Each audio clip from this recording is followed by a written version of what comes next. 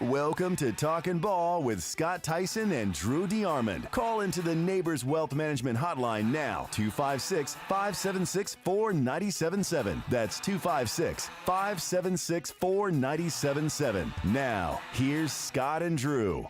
And just like that, we're off. We're running another brand new live edition of Talking Ball, 97.7 ESPN The Zone. Scott Theisen, Drew DeArmond with you until 9 a.m. on a Thursday morning on what can only be described as probably one of the best weather-wise mornings we've had in quite some time. Makes you feel like football season is here, the college football season. Last week we had the start of the high school football season for a lot of teams.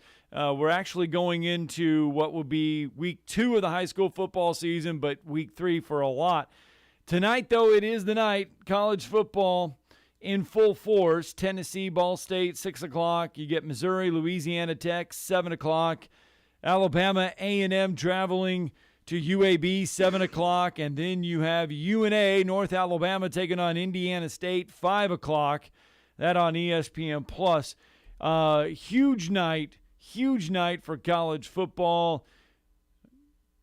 Should be an interesting night for college football. We're going to learn a lot about a few teams right out of the gates.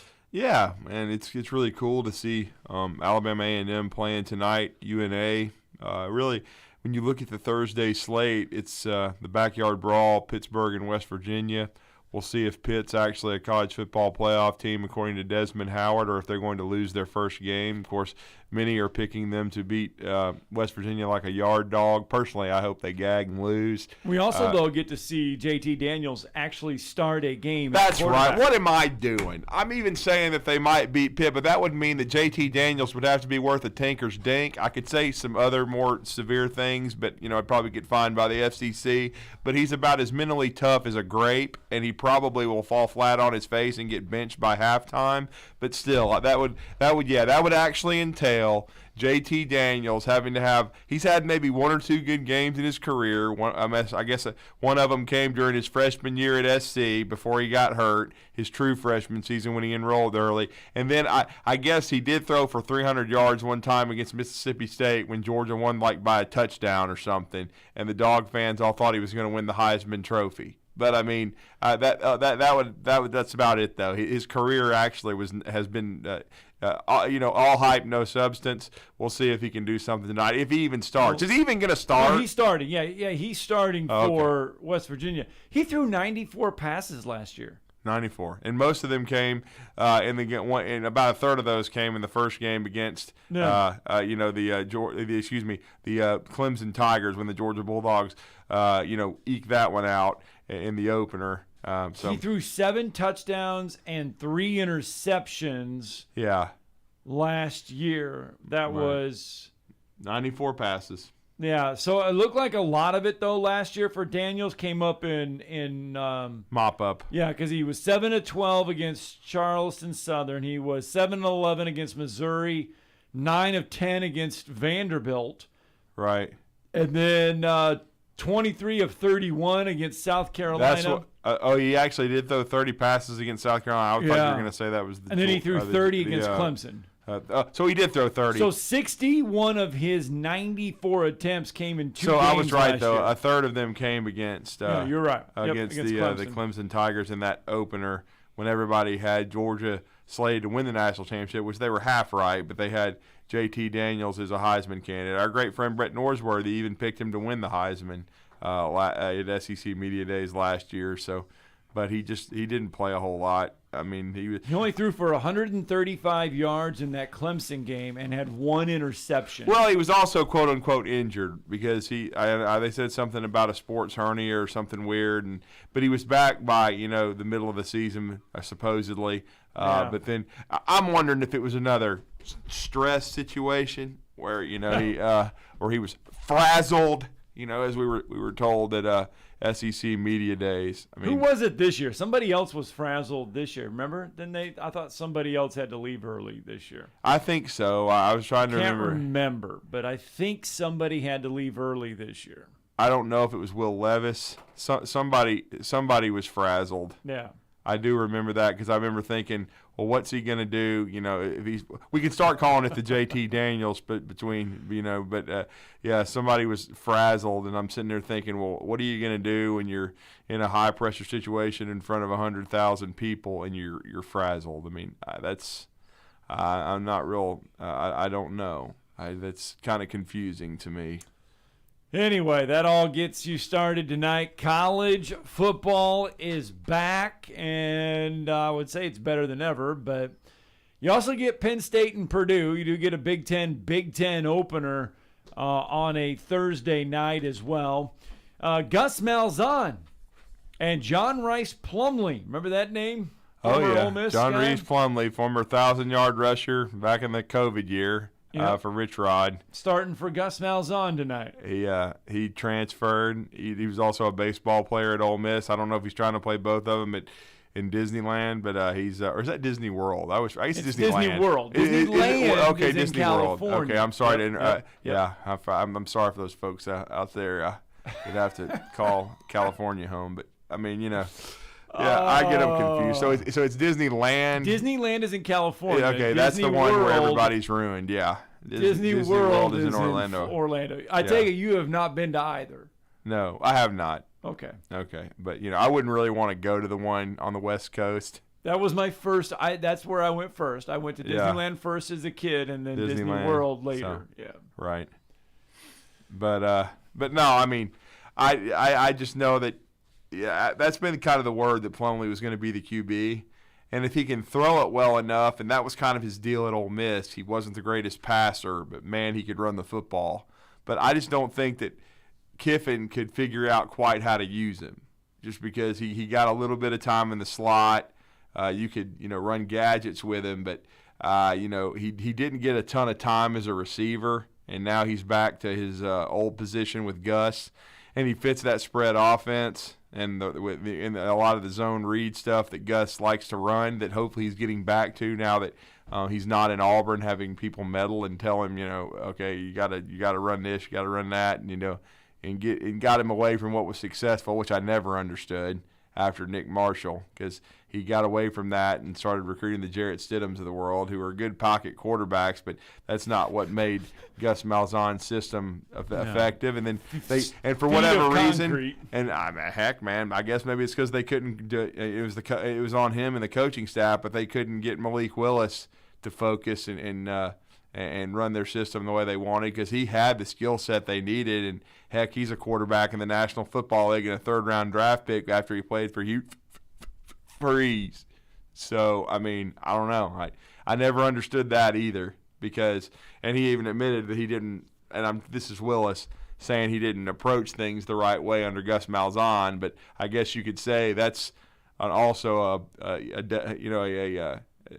just a kind of a black mark against Gus and his coaching staff, an indictment because they couldn't reach Malik Willis. But he just never made a whole lot of sense to me. I thought he got away from what made him successful and tried to make his offense something different, and it should have been run-based, and it should have been with mobile QBs, because when you didn't have a mobile QB back there that could run the football, it took away an element that you had to defend, and I just always felt like it made it less successful. But he hasn't exactly set the woods on fire at UCF so far, so we'll see. I mean, they've been competitive, but they certainly haven't been undefeated and haven't done what Frost and Heupel did for kind of back-to-back seasons. But heck, Heupel had already kind of started going the other way too. So, and then we all know what Frost has done at Nebraska. He's proven beyond a shadow of a doubt he should be at Nebraska Wesleyan and not the University of Nebraska. If there is even a Nebraska Wesleyan, I'm just saying. You know what? I was going to look at that because you mentioned that yesterday. And there is a Nebraska Wesleyan. Okay. And it's actually in Lincoln, Nebraska. Well, he just went to the wrong one. That's he drove to the wrong one. They let him in by accident. Well, he probably meant the onside kick at Nebraska Wesleyan. Anyway, 256-576-4977. That's the number to get in on the program if you would like. Not only is there college football tonight, you can also take part in some high school football going on across the valley tonight. Lee going to play host to Hazel Green. And you got Phil Campbell welcoming Elkmont. Asbury will welcome Brindley Mountain. Those are all region games. Not same region, but they're all region games because region play begins all across the state starting tonight and going into tomorrow. Yeah, and we'll definitely be talking to David Lloyd and Bob Godsey tomorrow as their region play starts. They're both coming off of their meeting with one another as the Randolph Raiders win 46-33 last week. But now both of them have region play underway, and we're going to talk to each coach about where their teams are, and certainly Coach Godsey and those guys need a win, but I think they can start getting on the right track this coming week as they have moved down to 3A Region 8, and so region play for them is a new start. It's a new start for everyone. You know, just talking to David Lloyd yesterday after practice, really it was a huge win for Randolph in a lot of ways because they'd never beaten Madison Academy, but also it's really also meaningless because you have to win your region games if you want to continue your season. If you want to earn a home playoff game, this is 0-0. I mean, you've got to win your region. You've got to win region football games. There's really not a lot of margin for error because, again, you want to get off to a good start. It's always very important in region play to get off on the right foot so you're not automatically in a hole. Right. And so and it's going to be what we kind of joke, the David Lloyd Bowl, is it's going to be his old place, JP2. And Patty Hellinger, who's taking over that job this year. They're coming off a win in Hattiesburg, Mississippi, where they got a nice road win. So they're going to be 1-1 coming into this contest. They don't have a lot of depth. I think their roster is not as deep maybe as Randolph's, but those kids scrap. They play hard. Paul Hancheheski does a great job at quarterback, and he's a guy that's played receiver before. He's played a lot of football. He's committed to Army as far as when you talk about the baseball aspect. And so they've got some guys that play both ways, same way with Randolph. So it's going to be a really interesting game. And Randolph's coming off of a great performance from Andrew Hunter, great performance from Nick Strong, Connor Goodson, a lot of guys, and really played well, Grayson Davenport. So and Randolph wants to kind of stack some performances on top of each other. And they had a tough one in the opener against a good West Morgan team. Bounced back last week at home, and once again they're at home at Sports Med Field, and you'll be able to hear that game on 97.7 The Zone and Madison Academy as well, as both of these teams are getting ready to open up region play. All right, high school football again in abundancy on Friday night, all across the state of Alabama. Yesterday was midweek press conference for Nick Saban. Here's a little bit of the coach. I guess this year's different. Obviously, you don't have a neutral site game. So just how special is it to be able to start the season at home? Well, we always played neutral site games in the past because of scheduling issues, and it was a great experience for fans for, a long time. And we always were able to get a really good opponent to play, but, we kind of changed philosophies in trying to get home and home games so that we could play really good opponents, home and away. We think that Utah State is a good opponent, and it's great to always play at home. I know the players look forward to it. I think one of the things you got to realize about playing at home, it's not about playing at home. It's not the crowd. It's not anybody else that's going to help you play good. It's still about what you do, how you need to play, how you need to go out there and execute. So I know the players are always excited about playing in Bryant-Denny Stadium. We're always excited about it, and hopefully this game helps us see where we are so that we can make the improvements we need to make throughout the season to be the best team we can be. Left middle with Michael. There were some guys preseason you mentioned that were injured. Hastings, Pritchard, Little, Aaron Anderson. Where do they stand today entering the first week? No different. I'm not going to give an injury report in here every week, okay? When those guys are ready to play, we'll let you know. So they all had significant injuries. Some of them are practicing in black shirt jerseys, and there's no real timetable for knowing when they're going to return. Front here with Nick. Utah State forced a few turnovers in the first game. What does this offense, or you guys offensively, need to do to make sure to not have any rust and come out and protect the football? Well, I think one of the big things about first games and playing a team like this team create a lot of negative plays. They do a really good job of stunning and pressuring. That's been kind of their forte. They were one of the leading teams in the country last year in tackles for loss and creating negative plays. So you got to be patient. And I think when you get a hat on the hat, you've got a really good chance to make plays against them, but that's always the challenge. And they've got good players. They play hard. They're physical. They're tough. So I think our guys are, anxious and ready to go and, see how we go out and execute against, what we think is a pretty good defensive team. Go to Tony. Let me know if you got any more questions, guys. What specific traits does Kyrie Jackson bring to the cornerback unit, and then how rare is his size, speed kind of combo? Well, I think we have two guys that have sort of rare length. Him and Eli both have really rare length to be as athletic as they are. But you got to use the length to your advantage. You got to use the length to, help you jam people. You got to use the length to, help you bat and swat balls. And I think Kyrie, both guys are, certainly learning how to do that and trying to do that to their advantage. But I think, that kind of size is a little unique to the position, but I think there's a lot of bigger receivers now, so having guys like that is really kind of a good thing in the long run. Back on the left with Michael. Anything else? Let me know if you get another. Yeah, Bryce has talked about his comfort level being higher in year 2 as a starter. In what ways can you see that manifest? Well, we got a lot of new receivers, and I think coaches have done a really good job of, putting these guys in positions and repping what we're going to do so that, Bryce feels comfortable, but they feel comfortable and people are on the same page relative to the routes that we run, the reads that we make, and where the ball's going to go. So I think anytime a player has a year under his belt, he's going to feel more comfortable. I think he's really comfortable in, setting the protections, understanding what the defense is going to do, recognizing what they're going to do. I think he gained a lot of experience doing that last year. He handled it really well last year, so, but I think he's even more comfortable with it this year. All right, Coach. All right, guys, thanks. A little bit of Nick Saban there. Short and sweet, about 4 minutes from Nick Saban. He's definitely in game mode, not giving an injury report.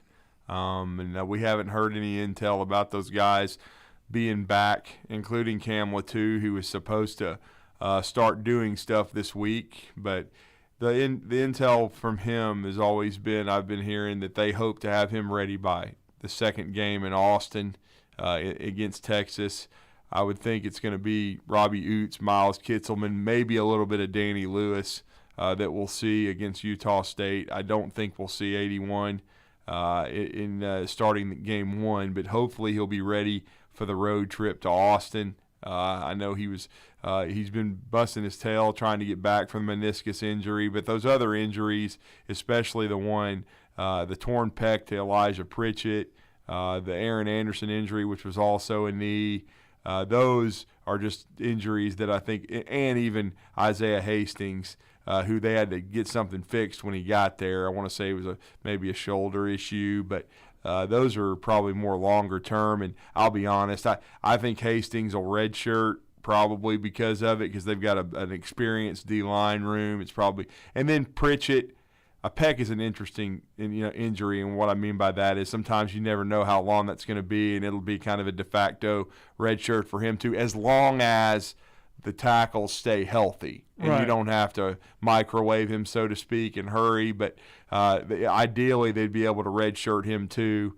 And so, we'll see with Aaron Anderson. He might be a guy that on the halfway point could work his way into the lineup. He's an explosive guy. But luckily, I think Alabama, and Nick Saban kind of referenced it earlier in the week, teleconference-wise, earlier in the morning, and then even when he spoke to the media earlier in the week, they've developed a little bit of depth at wide receiver. That's why Kobe Prentice took advantage of his situation. I think they have some depth. I don't think they have as many, quote-unquote, injury vampires, as Nick Saban called them, which is, code for the Mo, Larry, and Curly, which was, of course, a Jai Moron Jaleel Worthless and Javon. Javon, my girlfriend's a psycho. So those, all those guys are in different places, thank the Lord. But I mean, Jaleel wasn't a wide receiver, but he might as well have been because he couldn't have blocked me if his life depended on it. Most of them are Steve Sarkisian's headache now. Yeah, and that's and Jeff Banks. Yes. Go right ahead. You guys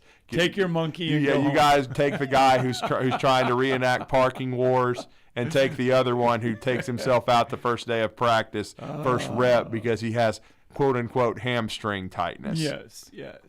You can have them. And one has a monkey. Yeah, whatever. All right, let's get that break in, because when we come back, we're going to talk something positive. We're going to honor our second 97.7 ESPN The Zone Bryant Bank Team of the Week winner. You're listening to Talkin' Ball on 97.7 ESPN The Zone. And a wreck reported in the Coleman area, I-65 northbound, about the 310-mile marker. That's the first Coleman exit if you're headed south. Got an overturned vehicle there. 72 east of East Limestone, minor accident, no injury. It's pulled to the side of the road. Someone dies from heart disease every 36 seconds. Dr. Randall Burns and the team at Huntsville Heart Specialist on Bob Wallace Avenue can help keep your heart healthy. Captain Nick in the Jordan Lane Popeye Skywatch Traffic Center. McCurry Motors is your car and van rental headquarters. You can rent the vehicle you need today. Family in town, sporting event, church function, no matter what your need, McCurry Motors has you covered with a wide selection of cars and vans available for rent. They have 12-passenger Mercedes Sprinter vans, 12-passenger Ford Transit vans, 15-passenger Ford Transit vans, and 15-passenger Chevrolet Express vans. They have 2 locations, Highway 72 in Athens or Max Luther Drive in Huntsville. I'm here with Stan McDonald of the Stanton Law Firm. Stan, I guess you are the Stanton in the law firm. Yes, Wes, that's me, and we started the Stanton Law Firm so that myself and 4 other attorneys with me can help clients litigate, negotiate, and creatively solve legal and real estate problems. Now, Stan, you grew up on a family farm in this area and have made a name closing on houses and land with your closing company, Jacob Title. I grew up on a farm which used to be in the country. That, plus having closed on so many homes and farms, one of my colleagues started referring to me as a classic dirt lawyer. Now, I didn't know how to take that at first, that tag, but I realized that's exactly what I do and what I am. Stan, I know the attorneys at Stanton Law Firm are regular listeners, and we plan to have you on periodically. You and I have seen have impacted this community. Stay tuned, and you may hear about friends like Steve Booker, Clarence Johnson, Thomas Boyd, and even a few of those offensive line hogs like Hoss Johnson, and maybe you remember some other of those guys too. I remember Clarence Johnson. He beat us one year. He was unbelievable. No representation is made that the quality of legal services to be performed is greater than the quality of legal services performed by other lawyers. At Bryant Bank, we believe your goals are worth chasing, and every step along the way is worth celebrating. From your hopes for the future to the challenges that keep you up at night, we're here for you. Bryant Bankers put care into action to help you live legendary by stepping up when you need us most and doing what's right even when no one is watching. Come experience a local bank whose people greet you by name and treat you like family. Bryant Bank, member FDIC. I try to save money when I can, but lately, I've been stretching my dollars so much, I'm getting a cramp. That's why I'm glad I went to Kohl's for great back-to-school deals, like kids' clothes for under $7, sheets for just $9.99, and the cutest jeans for under $20. Plus, I earned Kohl's Cash. So when times are tight, get to Kohl's. Select styles ends August 21st. Some exclusions apply. See store or Kohl's.com for details. Your favorite sportsbook, BetUS.com, is back for their 28th year of NFL action. With the industry's biggest sign-up bonus of up to 200%, BetUS offers their members the opportunity to cash in on all your favorite leagues, including college football and the NFL. They've also got hundreds of new casino games, including the coolest European slots, and their live dealers are waiting for you at the tables. Sign up at BetUS.com and use the promo code WZZN. That's BetUS.com and the promo code WZZN.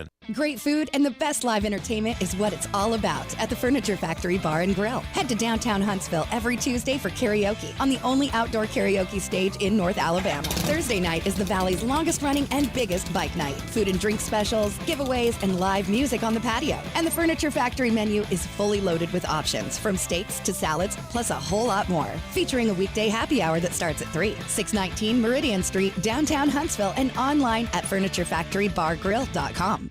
Are you tired of chasing a roofing contractor to show up on time, or even show up at all? I'm Sam Fleming with Fleming Roofing and Restoration. Our motto at Fleming Roofing is we show up. Our goal at Fleming Roofing is to provide the reliable customer service that you deserve, and we have the resources to meet all of your roofing needs: residential, commercial, industrial, replacement, or repairs. We are manufacturer certified for roof coatings, single-ply membranes, and asphalt shingles.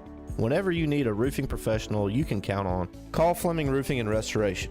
We are committed to finding the solution that meets your needs. We don't have quotas or heavy-handed sales tactics. Fleming Roofing, we have expert experience. We show up. Free estimates, residential, commercial, industrial, replacement, or repairs. Check us out at FlemingHSV.com. FlemingHSV.com. When you need a quick response, it's Fleming Roofing and Restoration. We show up.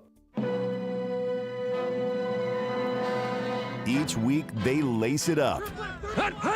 Each week, we'll present our Team of the Week. Get in here! I got one thing to say. So it's time for the Bryant Bank Team of the Week presentation. Yeah, yesterday on the show, right here on 97.7 ESPN The Zone's Talking Ball, we talked to LaRon White, head coach of the Sparkman Senators, and yes, they were one of our 97.7 ESPN The Zone Bryant Bank Team of the Weeks. And we said teams this week because thanks to our outstanding sponsor, Bryant Bank, which, by the way, has 2 locations here in Huntsville. One there in Jones Valley right on Bailey Cove, and one downtown, and one soon to be opening in Athens, soon to be 3 locations in our area.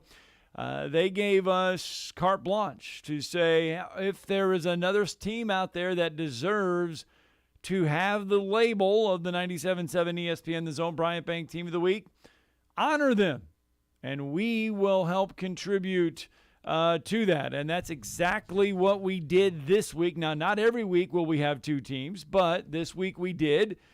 And so we found our way yesterday, you and I did, to the Huntsville High Gymnasium, where we honored a team that really, I mean, put in the work to be a Team of the Week, and that's the Huntsville High Volleyball program. Yes. This past weekend, they had the 38th annual Ironman tournament over at Huntsville High, and they went 10-0 in a weekend. That's pretty good. I mean, you're talking about undefeated run. It's very hard to do in that tournament. That's why they call it the Ironman event. It's the first time since 2011 Huntsville High has won the event. It's one of the best tournaments in the state of Alabama, and they were able to do so, winning it very impressively over some really good competition. And our next guest has been the head volleyball coach since 2002 there. This is her 20th year. And, Scott, is it good if you've won 10 state championships in half your seasons? It tends to get you into the Hall of Fame. Yeah, it tends to get you into the Madison County Hall of Fame, and then she's done an amazing job, winning well over 1,000 matches in her career at Huntsville High, and she has continued the great tradition started by Sherry Ammons, who was the coach there when I was in high school. But it's hard to believe it's already been this is her 20th season at Huntsville High, and what she's done, the culture she's built, these young ladies, how they compete, and the class they compete with. They've been really the face of Huntsville High for a long time, and it was an honor to have them be the ESPN 97.7 The Zone Team of the Week presented by Bryant Bank yesterday, and Melanie Donahue has been good enough to join us this morning on the Neighbors Wealth Management Hotline. Coach, welcome to the show. You're with Drew and Scott. Good morning. Good morning, and thank you guys so much. You know, I have to say that it was such an honor to have you guys come in our gym yesterday and Bryant Bank present us with a check for $500, and it was just a really special moment for the girls. You know, they've never experienced anything like that or that kind of recognition, so it was really special. Well, they did all the hard work. We did the easy part, and they did all the hard work by going through the Ironman. Then they tournament. practiced. Yeah, and then they practiced, and we learned what the Ironman was yesterday. Let our listeners kind of know what was different about this tournament and why it is so hard to come out on top and impressively not drop a game the whole time. Yeah, the Ironman has earned its name because, unlike other tournaments, we double pool. So you play pool play Friday, and then you come back and you do it again Saturday morning based on how you performed Friday night. And then after that, you go into the bracket play. So that second round of pool play is really what draws teams, because you're guaranteed a lot of matches. And then, of course, if you play all the way to the finals, it's a long and grueling weekend. So it really shows you a lot about your team.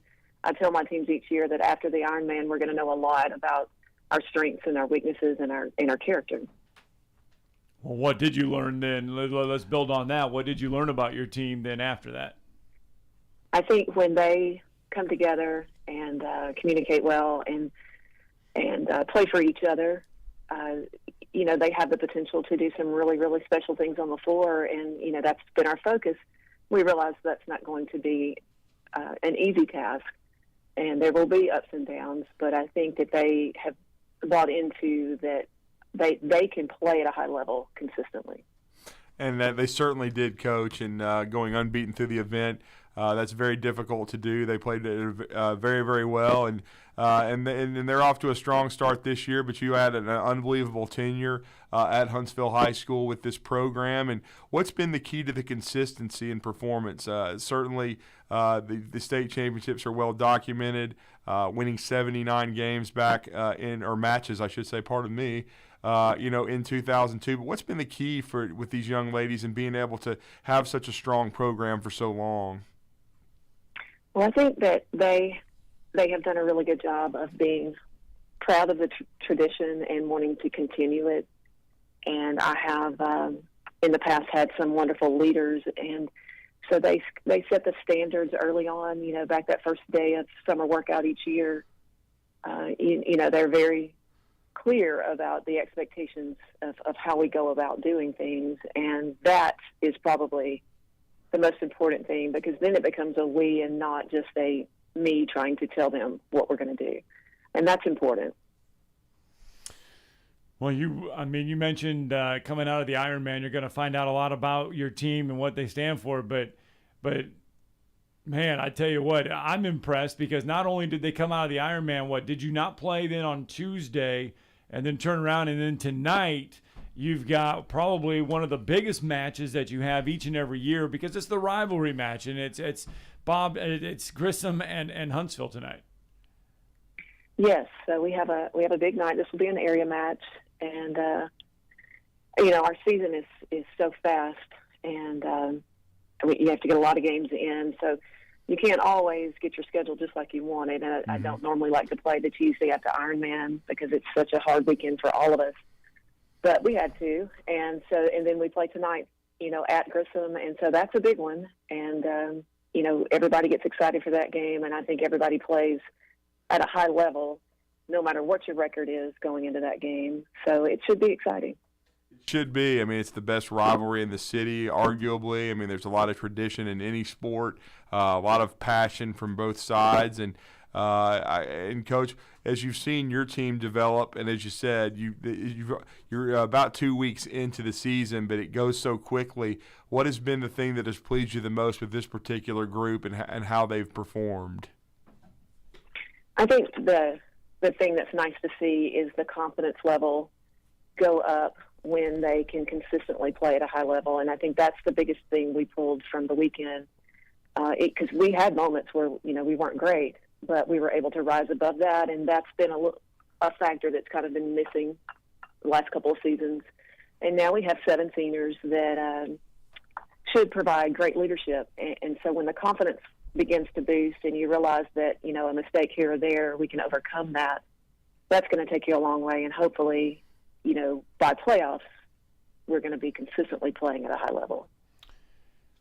Melanie Donahue, head coach of the Huntsville High volleyball program, joining us on the Neighbors Wealth Management Hotline. They are one of our 97.7 ESPN The Zone Bryant Bank Team of the Week winners for this week. And, Coach, volleyball in the area as a whole has really gotten tougher over the past few years. How have you seen the sport kind of grow here in North Alabama? Well, it's amazing. The growth has been great. The volleyball community has spread, and teams that had no one involved in the sport year-round, now a lot of those teams do, and it's a great thing. And it's been a good thing to watch over the years, and I just think it's going to get better and better. And, Coach, how has it been? I mean, your young ladies dominated 5A and 6A for so long, from 2002 to 2012. How has it been for the sport to, when they decided to go to 7 classifications? I know that's one thing that I know you'd love to do, and your young ladies would love to get a blue trophy, bring it back to Huntsville High, win a 7A state title for the first time. But how has it been going to 7 classifications in your sport? Well, I think growth is good, and I thought the move to 7A, because we didn't have that for so long. 6A was the largest, and so I think it's been a good move. It's extremely competitive in 7A, and but it always has been. So as far as that, it really hasn't changed the dynamics of what we have to do to get into the playoffs and then advance through the playoffs. Because at that point, you're playing all the best teams anyway. So it really has not changed what we need to do when playoffs roll around. And, Coach, talk about how you schedule each year, because this Ironman event certainly gets these young ladies ready for challenges like the playoffs and high-pressure situations. You have your first area match tonight at Grissom against your biggest rival. But, talk about how you schedule each year, because I know you want to challenge these young ladies, because it's like any sport. You want to be peaking at the right time and ready for postseason. Yes, and so you try to schedule in a way that's going to build towards that, and I think that it's important to put them in situations where they can be successful and yet be challenged. I don't think that you need to just roll through the season with really no pressure and no moments where things didn't go well, because you're not ready for that. And I think that it's important to schedule in a way that prepares them for the challenges that come in the playoffs. Mm-hmm. Well, obviously, it is a long road. You mentioned it goes fast. I mean, once you get started, it doesn't stop. Is the area similar? I mean, a lot of our listeners are familiar with basketball and the area. Volleyball area is the same, right? It is, yes. Okay. So it would be the same. It would be the Grissom Tigers, the Sparkman Senators, and the Albertville Aggies with the Huntsville Lake Crimson Panthers. And so it's set up similarly. And, Coach, when you hit postseason play, is it obviously you want to win your area and host, but for our listeners, with volleyball is very competitive, but kind of explain how postseason play is set up as well. Well, postseason starts with area, and the team that gets to host it has the best record from the regular season. And then, you play the area, and the top 2 then advance to Super Regional, which is here in Huntsville at the VBC. And then if you do well there, you advance to state. So that's the 3 levels of playoffs for volleyball. Mm-hmm. There it is. And how big has it been for the sport, too, for the VBC to be refurbished? What a great facility that is now. Yes, and that's worked out really well. In the very beginning, we didn't do that. Right.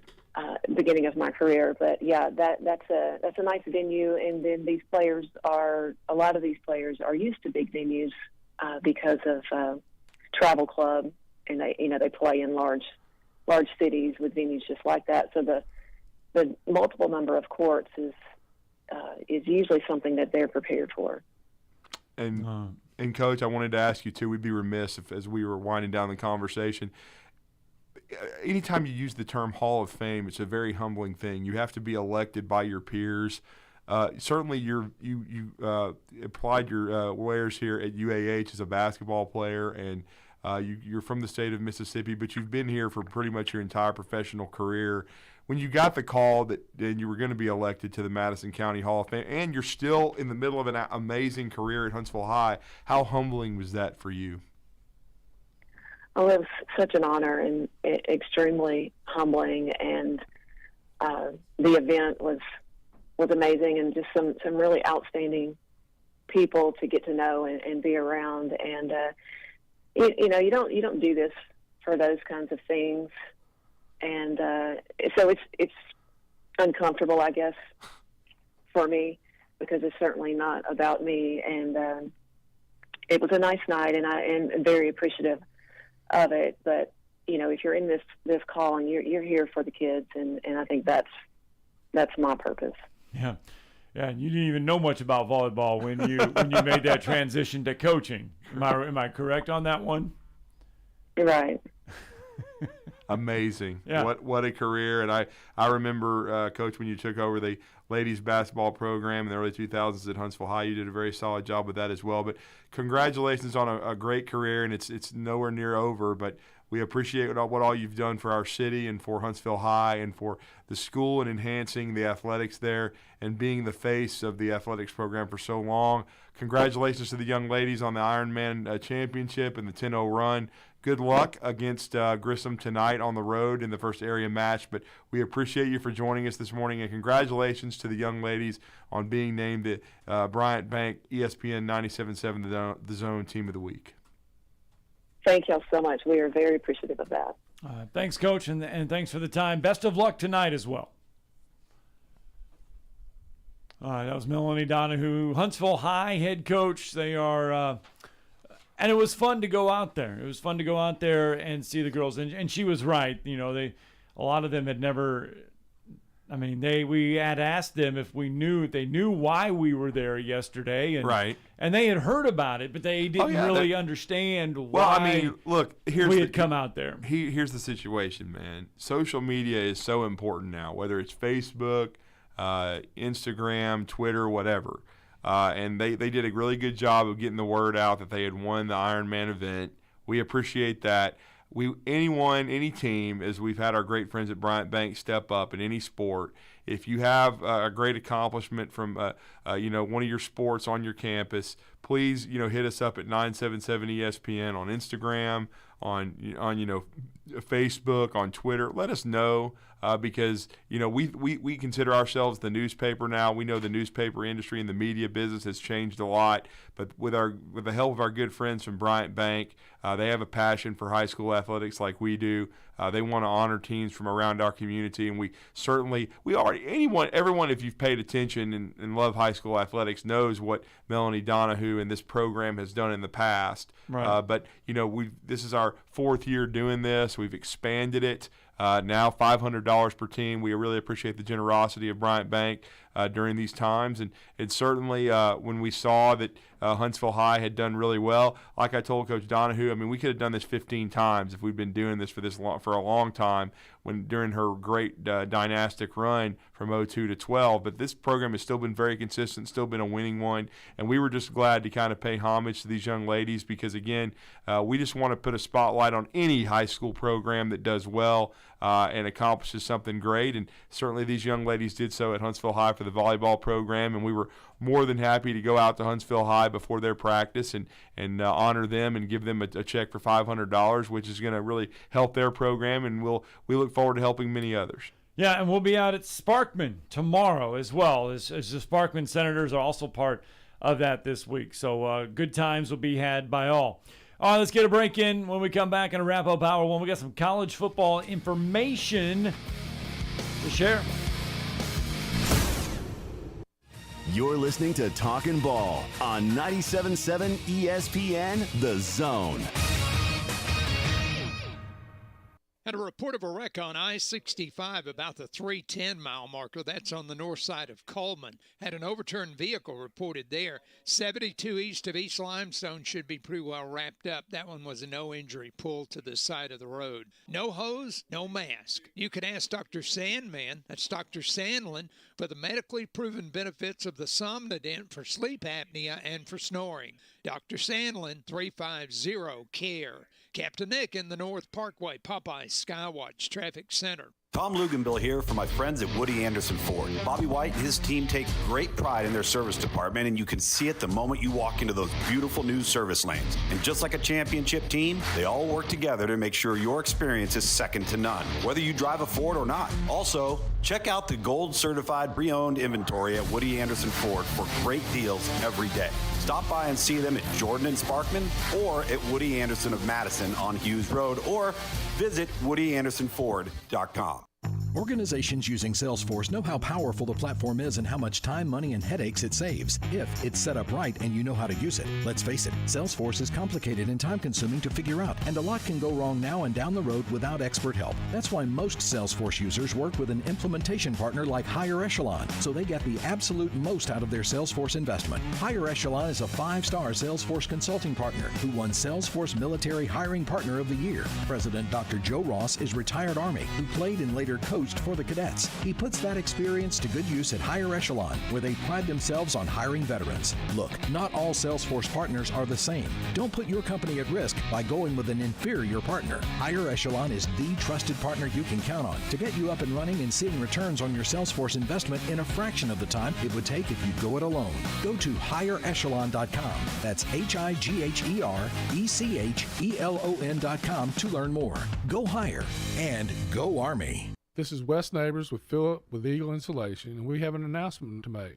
Yes, Wes, we are now Eagle Masonry and Insulation. We're still a place to call for your installation needs, but now we offer masonry services. What kind of masonry projects can you handle? Wes, no job is too big, no job is too small. We can do renovations, new construction, outdoor fireplaces, fire pits, brick landscape borders. Well, when you came out to my house, you did both the insulation and masonry at the same time. You guys did rock for me, you did brick for me, and you insulated my house. That's usually done at the same time that you're building a house. Absolutely. It really capitalizes on two services you need at the same time, and you can get one company to handle both of those.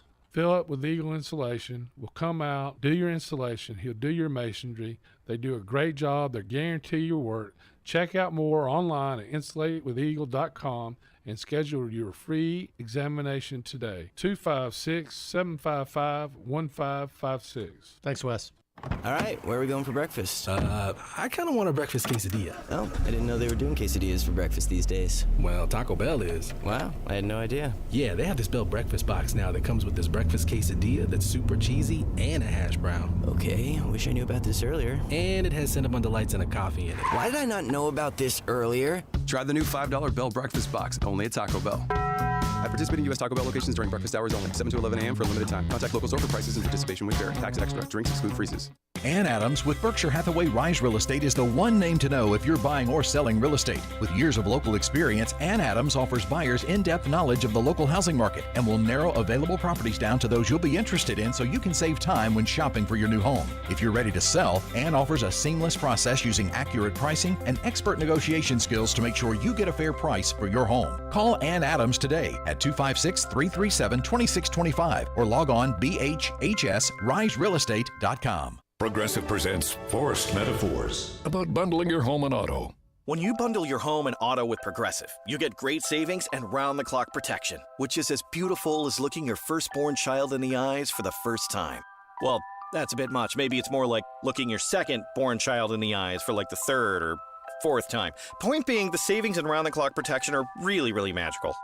Forced Metaphors. Presented by Progressive. Bundle and protect today. Progressive Casualty Insurance Company and affiliates. Discount not available in all states or situations. As the Atlanta Braves battle for another postseason run. Throw comes in, and it got him! Oh, my goodness, what a throw! It's also the start of football season. We've got you covered right here on 97.7 ESPN, The Zone. This segment of Talkin' Ball is brought to you by University Kia, the #1 volume Kia dealer in the state of Alabama. Located online at universitykia.com.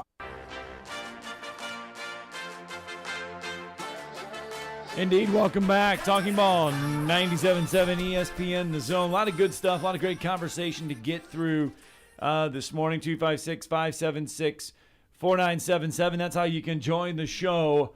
And Pat from Tuscaloosa with us on the phone lines this morning, right out of the break. Good morning, Pat. What up, Pat? Hey, good morning, fellas.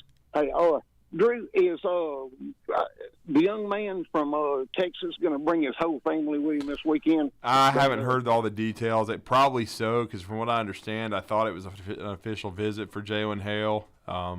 He's going to be there for Utah State. Then he's going to be there for the Slaughter in Austin for his official visit with the Longhorns the next week. So he's going to see Alabama 2 weeks in a row. He's supposed to make a decision in September, I think, so we'll see. But he's going to see Alabama back-to-back weeks. And usually when you're on the official, Pat, that's the paid deal by the university, so you can bring your whole family. I think this will be at least his third visit because I think he's visited twice. He certainly visited in the summer, and I think he also visited after the playoff run in January. So it's another chance to, impress him. They got one spot left for a receiver, in my opinion. So because very well Burton could be a one and done at Alabama. We'll see. I don't know about Harrell now because he just has not been healthy. So we're not sure about that. And there's always the chance that a receiver or two could transfer that aren't playing. So you got to keep your numbers up, but certainly he's a 5-star talent. A lot of people think Texas has the edge, but if Alabama can be impressive in Austin and showcase their offense, I know that the Longhorns have Arch Manning committed, but Alabama is the better program right now in every aspect. And if they can prove their superiority by going to the 40 acres and playing well, then you put yourself in a position to potentially get this kid. Gotcha. That hey, from what I got boots on the ground down there, guys that go to the games in that area, and hey, they're all telling me that this guy's a stud, and that and he'll help us get to the promised land of more national titles before Coach Saban hangs up the clipboard. Yeah, no doubt. I think he is a great player, no question, and he seems to be very impressed with every place he visits. So certainly Alabama will roll out the red carpet against Utah State. And the good part is, he may be the only official. I haven't seen the final list. That's something that will probably come out in the next 24 to 48 hours. But he'll get a lot of individualized attention and hopefully see a massacre inside Bryant-Denny Stadium on Saturday night. Pardon me. As I keep thinking today's Friday. It feels like Friday because we got so much freaking football. But it's Thursday. Does. Yeah, it does, which is great. I mean, I love this. I love the fact we got a lot of Thursday football, both college and high school. And then, we're going to have a ton of high school on Friday as well. We're going to have that covered from every angle at 97.7 The Zone and the Blitz Sports Radio. So we're just looking forward to all this. Hey, question: are you guys going to have any boots on the ground down in Montgomery? I want to know if those two down there are a real deal, or is it just a bunch of hype? Well, I mean, we'll see. I mean, I certainly have people that I trust, and I guess you're talking about James Smith and Quay Russaw. But yes. I mean, I have people that I speak with. I have never seen either kid in person. I'll freely admit that. I'm not going to sit there and I don't blow smoke. I'd like to get a chance to see them, but again, I'm doing Randolph football this year during the regular season. But certainly, I've seen video. I've watched film, and I know that the people that we've had Joseph Hastings on the show. He's had a lot of FaceTime with them. The Chad Simmonses of the world, who I hope to have on the recruiting blitz. So there's a lot of talent evaluators that I trust that have, and I think they're both the real deal, no question. All right, Pat. Gotcha. Thank you, Pat. Thank y'all fellas. Have a blessed weekend. You too, Pat. Be safe. Let's get to Keith real fast. Good morning, Keith. What's up, Keith? Yes, sir. I was just going to get y'all's opinion on something real quick. Will Anderson is a great player, but I just want to get y'all's opinion and see, when you compare him to a Derek Thomas or Biscuit, I just don't think he's in their class yet. Now, he may make it in there this year, but I just kind of want to get y'all's opinion on that. We've talked about that a little bit. Well, I'll say this. I didn't think so when he was a freshman. But after what I saw last year, and they were making those comparisons after his freshman All-American season when he was a national champion and 13-0 and helped them and really came on the second half of the year because he got off to a little bit of a slow start because we were hearing unbelievable things coming out of fall camp. But he really got rolling and ended up with 7 sacks. But I did say at the beginning of last year, let's pump the brakes. But after what I saw last year, 17.5 sacks, over 100 tackles, there is no question in my mind that he is in the same class as Derek Thomas and Cornelius Bennett. No question. Now, I still think Derek's the best I've ever seen. I still think he's the greatest pass rusher in college football history because when you play in an era where it's 70% run and 3 yards in a cloud of dust and student body right, student body left, and up the middle, where the passing game, Steve Spurrier had not yet shown up as far as on the Power 5 level at Florida. Right. And you're Derek Thomas in 1988, and you have 27.5 sacks. And in the last 2 years of your career, because really people forget that about Derek, he had some part-time starts as a sophomore, but did not start full-time until he was a junior and senior in college. And you have 54.5 sacks in the last 2 years for the most part, most of your sacks, most of those coming the last 2 years, and 27.5 as a senior. That's absurd. That would be like today having 45 sacks in a season. I mean, he was the most dominant pass rusher ever. He and LT are the two greatest pass rushers in NFL history. Even LT paid homage to him. He's like, well, who's the next LT? He goes, check 58 in Kansas City because he's the next guy. Right. Derek, and people forget, Derek didn't even finish his career. Okay. No, we lost him way too soon to a car accident and to the paralysis, and then he tragically passed away. But he is the greatest pass rusher. I think if he had finished his career, he would be better than Lawrence Taylor. Better than Lawrence Taylor. Better than Lawrence Taylor. Okay. White? Yes, absolutely. But they play different positions. Derek is the greatest pass rusher to ever live. All right, Keith, thanks for the phone call, bud. We are up against that hour break right now. When we come back, hour 2 going to kick off. The NCAA making some waves, and could the college football playoff expansion be happening as soon as tomorrow? We'll fill you in when we return.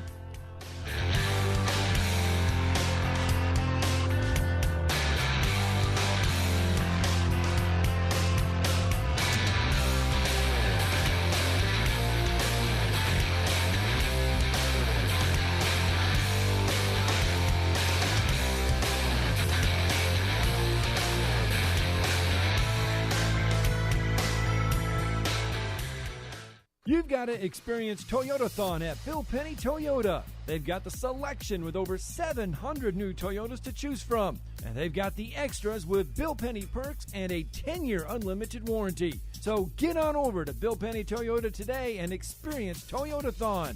Bill Penny Toyota in Huntsville and online at BillPennyToyota.com. Bill Penny's Toyota 10-year unlimited warranty is valid through the 10th year of ownership. Valid on new vehicles only. See dealer for details. Sitting here with Mark Kent of Southern Fidelity Mortgage Group of Huntsville. Mark, do you help pre-qualify people? We pre-qualify people all the time, Wes. As a matter of fact, I love having them coming in here because when they come in and they pre-qualify, they can leave my office knowing exactly how much they can buy and have no worries. Mark, tell me about your rates and pricing. Well, Wes, this is something we're really, really proud of. Long story short is, I love being able to provide the best pricing in town. Honestly, I cannot tell you the last time I lost a deal to either rate or pricing, something I'm very proud of. So what all...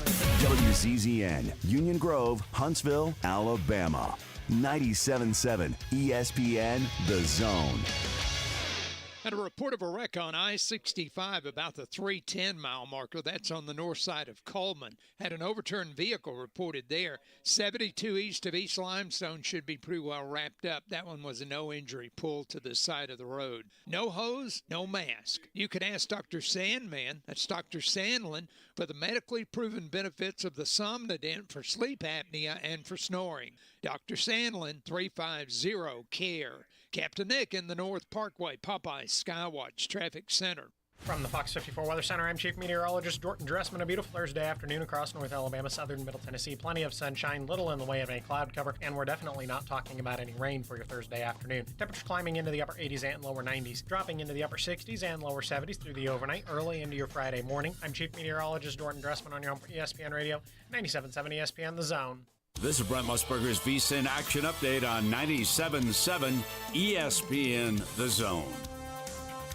Braves and Rockies tonight. Atlanta money line at -378. Colorado at +315. 8 the over-under. College football, top-ranked Alabama beginning the season at home Saturday night against Utah State. The Crimson Tide a 41.5-point home favorite. Elsewhere, Auburn hosting Mercer. Other big SEC games, third-ranked Georgia -17 against 11th-ranked Oregon in Atlanta, and 19th-ranked Arkansas -6.5 at home against 23rd-ranked Cincinnati. NFL underway in a week. The Falcons and Saints kicking off the season next Sunday afternoon in Atlanta. New Orleans -5.5 on the road, the over-under at 42.5.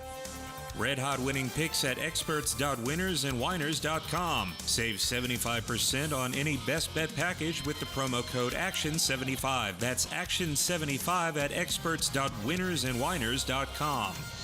I'm Trey Westerberg, 97.7 ESPN The Zone. Log on today, 977ESPN.com.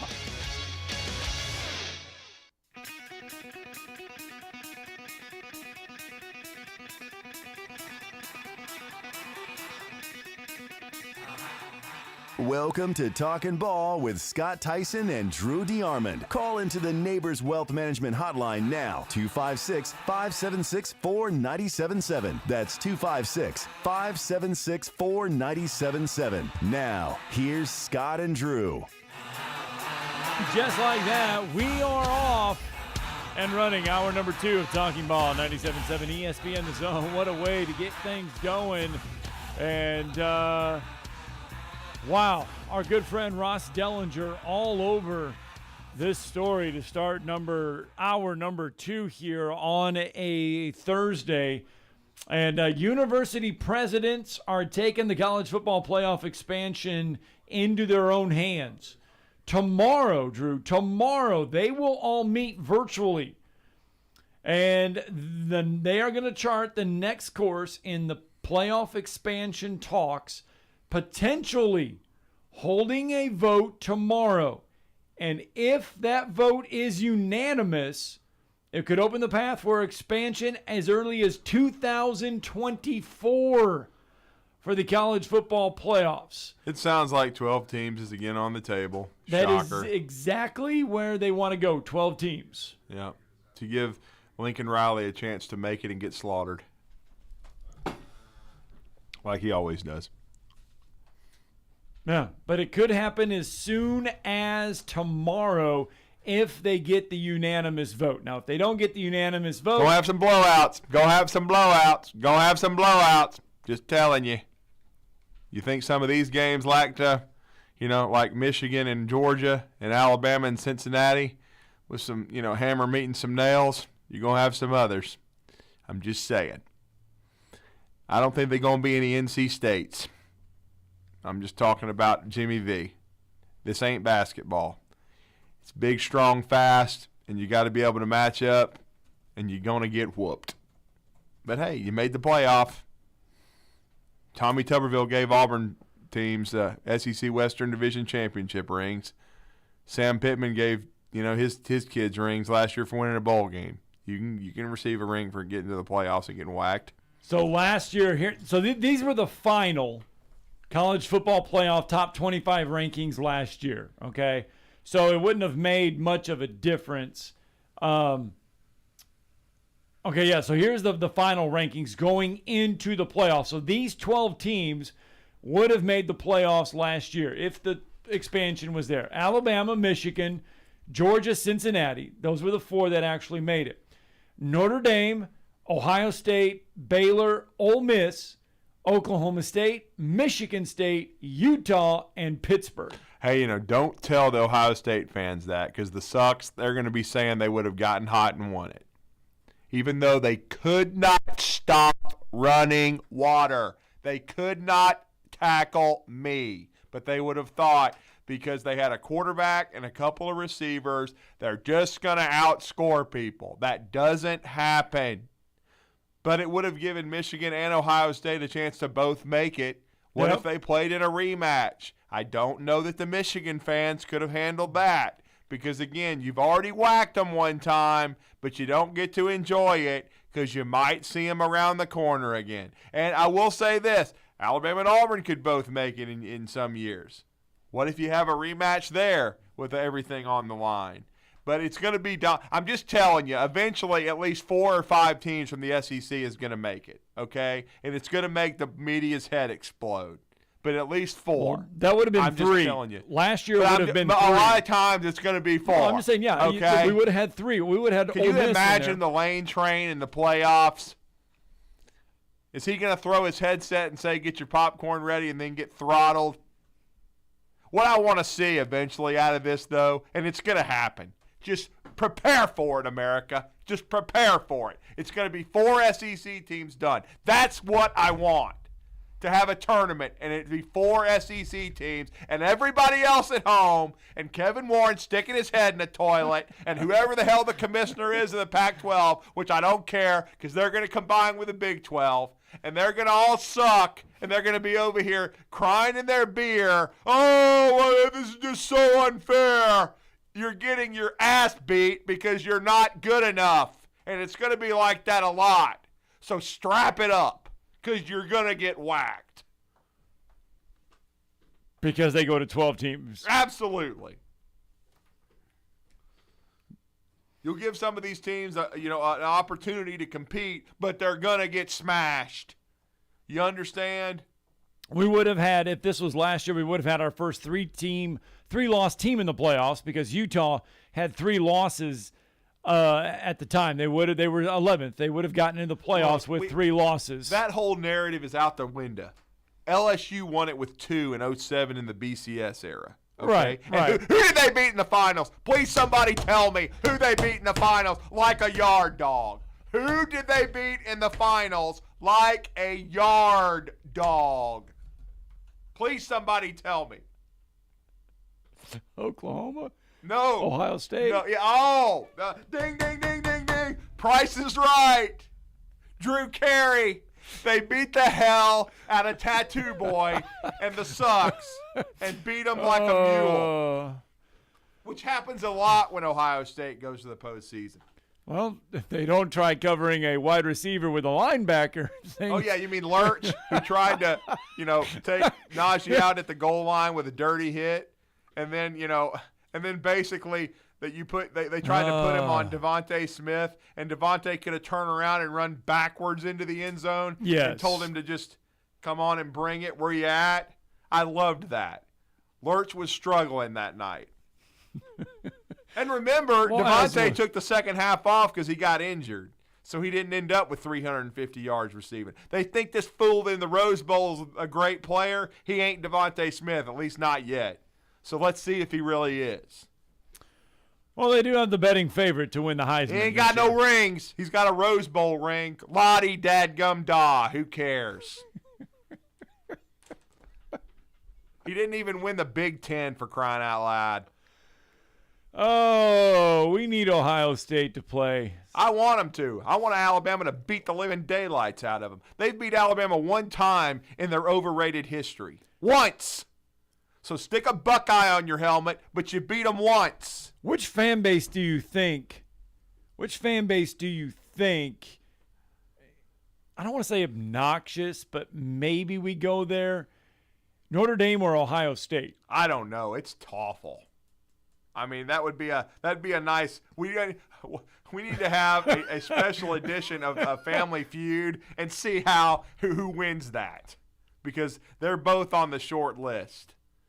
And, I mean, there's other at least Ohio State has won a national championship there in the modern are other era. fan bases that are annoying, but both of these fan bases are arrogant as hell. Is that the right word, arrogant or annoying? Oh, there's no question that arrogant is the right thing.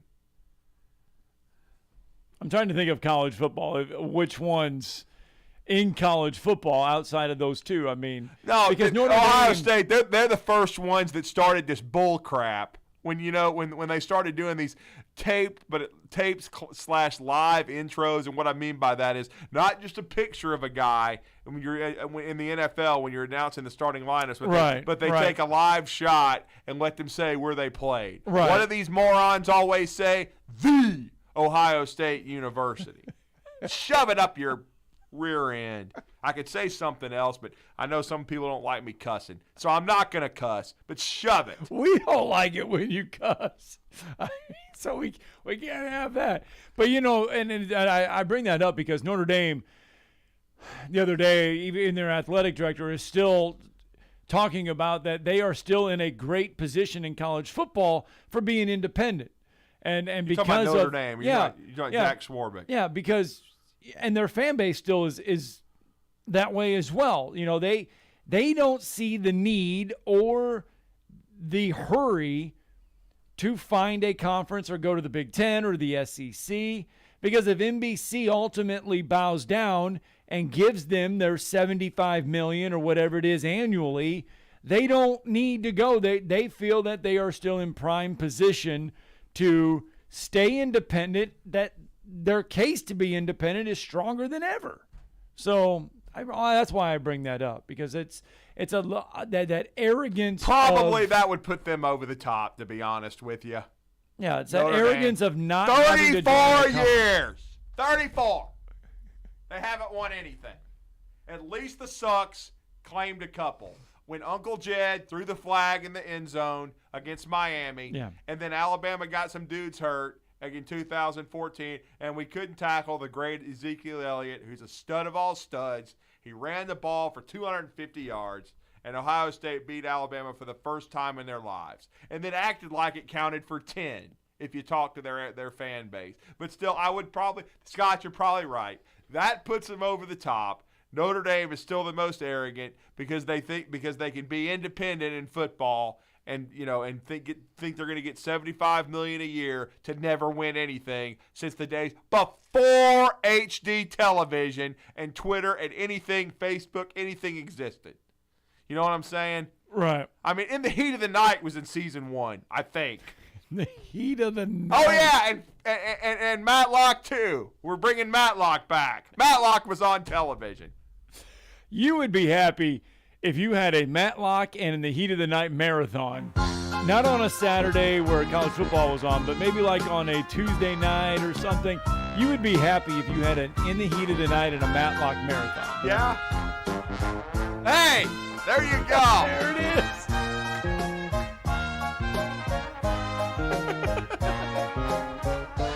Oh, man. What was the Heat of the Night, In the Heat of the Night one? What was that one? That one was very distinctive. And that show was shot in Georgia. I'm talking about In the Heat of the Night. But what's funny is Matlock, Andy Griffith, he had a great run, obviously.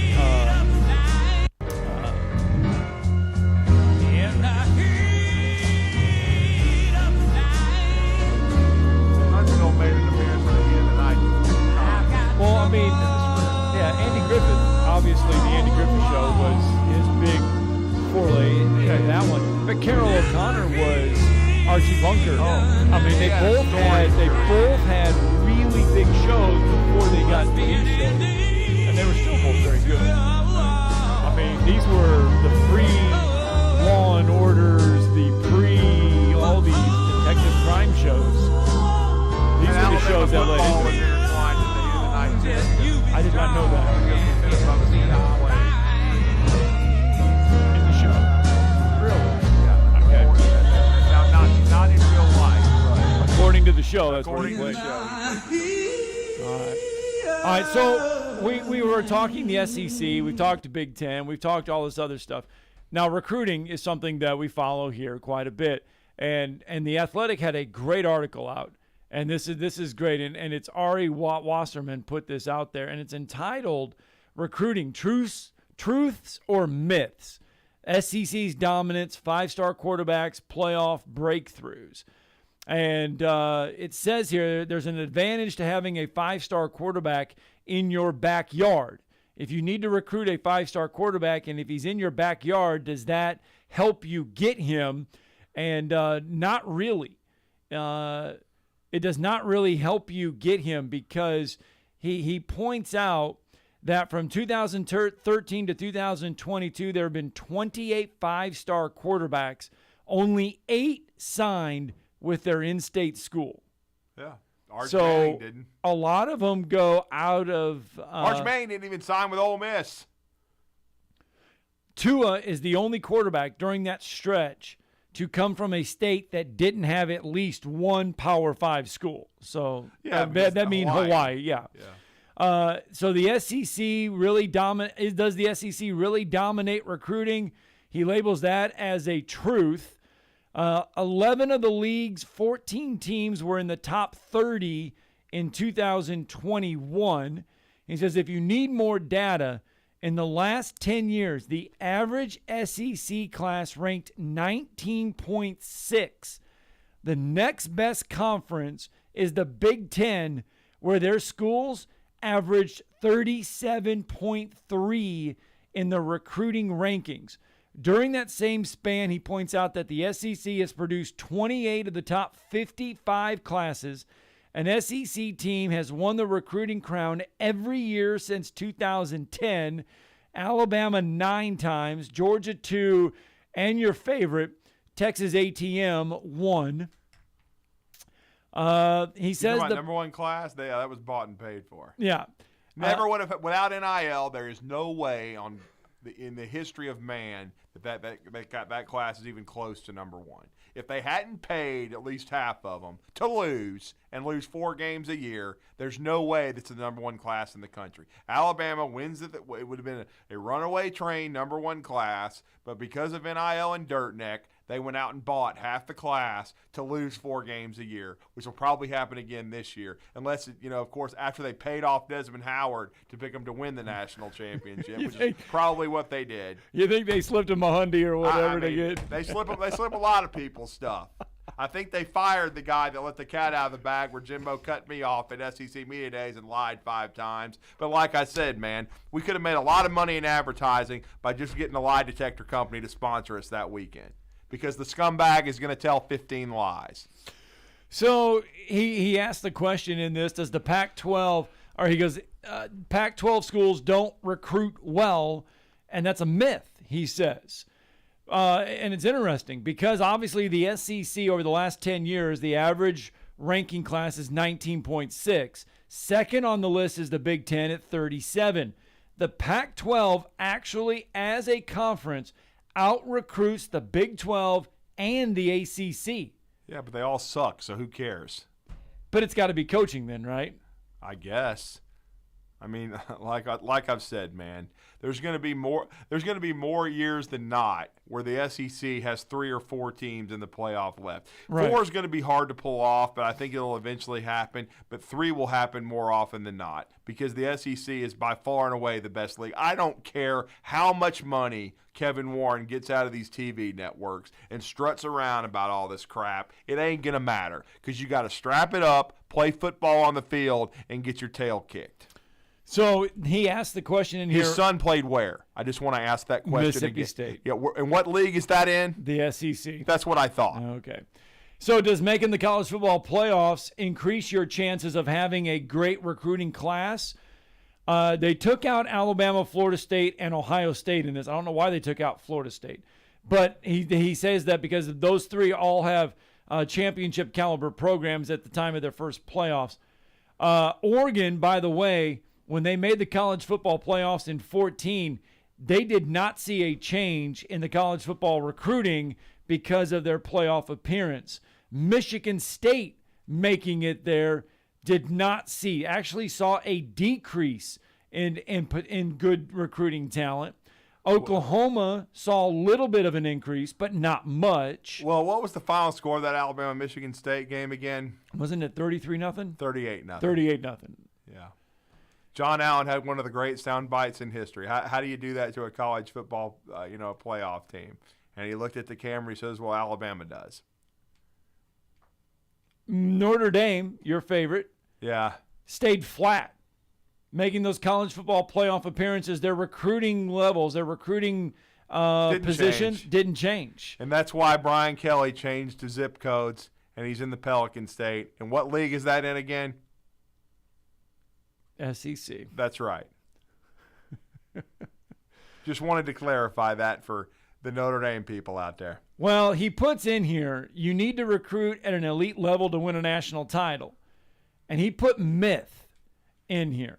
He says because in 2014, the Suckeyes, as much as I don't want to say it, the Suckeyes, their average recruiting rank was number 4.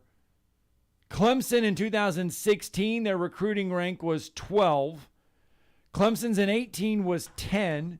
LSU in 19 was 7. And then he puts Alabama in 2020, Alabama in 2000, and Georgia in 2021. The average recruiting rank was 2.3 and 2.0 for Georgia. And he puts Alabama in 2017 and 15 as 1. So it's kind of mixed there because to me it says you do, but then again he puts examples that you don't. So, I mean, I think you have to recruit at an elite level to win. You have to. That's why.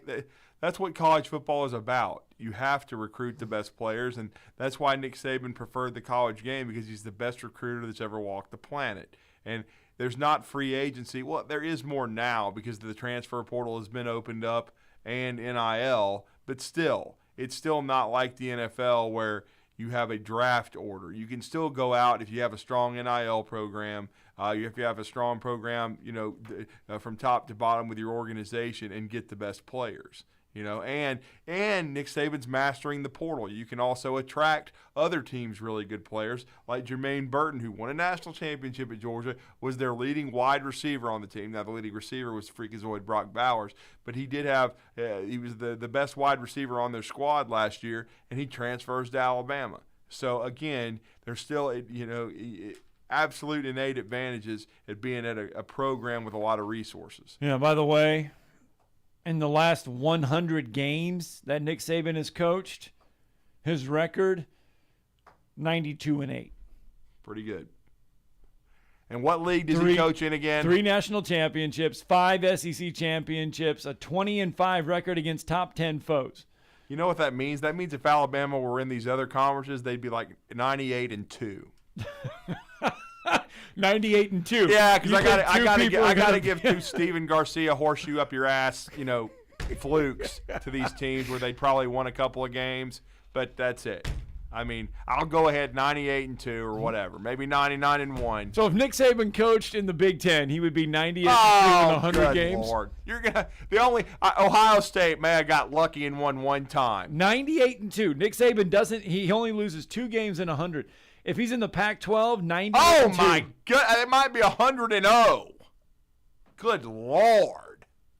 The ACC, 98-2. This ain't basketball, bro. Sorry.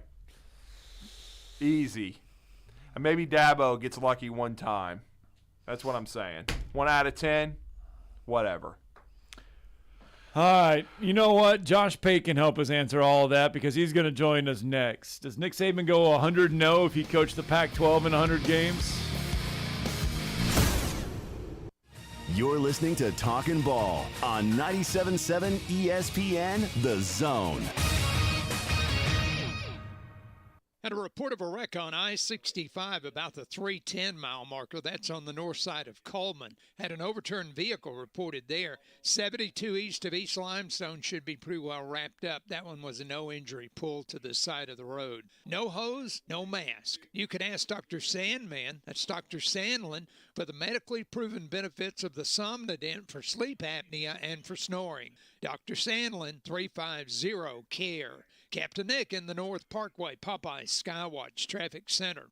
I'm attorney Gary Lackey. You'll hear people say we're like a family, but here at the Lackey Law Firm, that's really true, not just a saying. I'm Justin Lackey. With my father and my sister, we have a special connection to each other. I'm Jennifer Lackey. At the Lackey Law Firm, when we take on your case, you become part of our family. You really do. And we'll always do whatever it takes to get everything you deserve. If you're injured, you worry about getting well, not about paperwork or insurance companies or figuring out how to get to your lawyer's office. I'll come to you. We worry about your case so you don't have to. When you've been injured, we know that your case is probably the biggest thing going on in your life, more important than almost anything else. And it's important to us too, for one simple reason. Family takes care of each other, and at the Lackey Law Firm, we'll take care of you. The Lackey Law Firm. The Lackey Law Family. 1-800-4-RIGHTS. No representation is made that the quality of the legal services to be performed is greater than the quality of legal services performed by other lawyers. Hello, this is Kerry Rosenblum Realty, and we're part of that MA family. It's great to see football season back in, and we're at Rosenblum Realty trying to take care of all your real estate needs, whether home buying or selling. We'd like for you to put our 64 years of experience to work for you. We have 4-generation family ownership, and again, take a personal touch to taking care of your real estate needs. Call us at 256-539-9501 or rosenblumrealty.com. All right, where are we going for breakfast? I kind of want a breakfast quesadilla. Oh, I didn't know they were doing quesadillas for breakfast these days. Well, Taco Bell is. Wow, I had no idea. Yeah, they have this Bell breakfast box now that comes with this breakfast quesadilla that's super cheesy and a hash brown. Okay, I wish I knew about this earlier. And it has Cinnabon Delights and a coffee in it. Why did I not know about this earlier? Try the new $5 Bell breakfast box, only at Taco Bell. At participating U.S. Taco Bell locations during breakfast hours only, 7 to 11 a.m. for a limited time. Contact local store for prices and participation may vary. Tax extra. Drinks exclude freezes.